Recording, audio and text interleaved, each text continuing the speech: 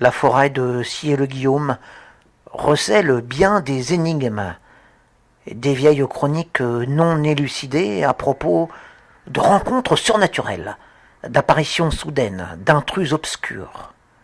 Mais la moins connue d'entre toutes est aussi la plus extraordinaire.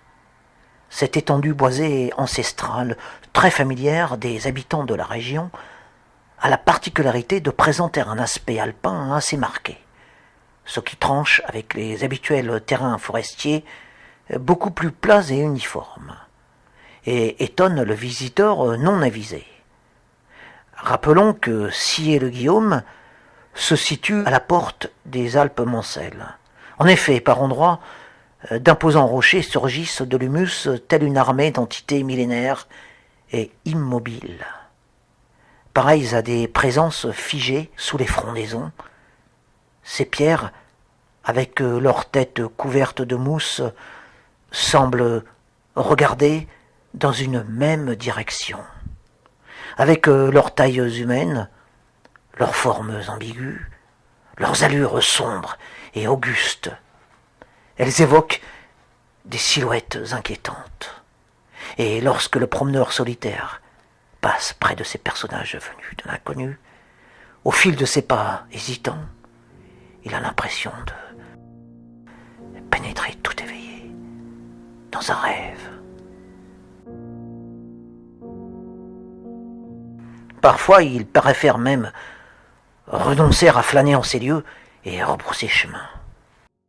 On racontait autrefois que sur ces érections de roc immémoriales se seraient ancrés des spectres tourmentés, trouvant là un asile terrestre durable à leur errance, un site de repos fiable où accrocher leur peine, entourés d'arbres, de silence, si loin de tout,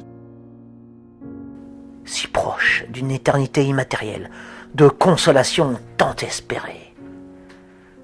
Hôte du minéral au milieu d'un océan végétal, malheureusement pris au piège de l'immuabilité léthargique de ces cailloux qui le entouraient, ainsi que des naufragés devenus prisonniers d'un récif, des fantômes retenus à travers un sommeil sans fond, sans âge, sans fin, sur ces écueils inanimés, condamnés à des errements stationnaires auprès de ces sortes de menhirs, ce qui rendrait ces blocs si suspects. C'est dans ce contexte que se sont produites ici des histoires inexpliquées. Pas des légendes, non, de vraies affaires qui ont secoué les mémoires des siècles passés. Des voyageurs auraient soudainement disparu après avoir cheminé aux abords de ce peuple d'ombre au crépuscule, à l'heure de toutes les confusions, au commencement des incertitudes, à l'orée des songes. Nul ne les a jamais vus ressortir de ces coins maudits, alors même qu'un instant avant, certains témoins pouvaient encore les apercevoir de dos, s'enfonçant dans la sylve, et que d'autres se tenaient non loin de là, attendant de les voir réapparaître au détour de leur chemin. Volatilisés, évanouis en pleine marche sur un trajet fort bref, comme si les vivants devaient payer à ces compagnies invisibles un tribut à la perpétuité de leur naufrage sur cette rocaille. Mais ce n'est qu'une supposition, car en réalité, on ne sait rien de rien sur ces ténèbres. Prenez garde en vous aventurant là-bas.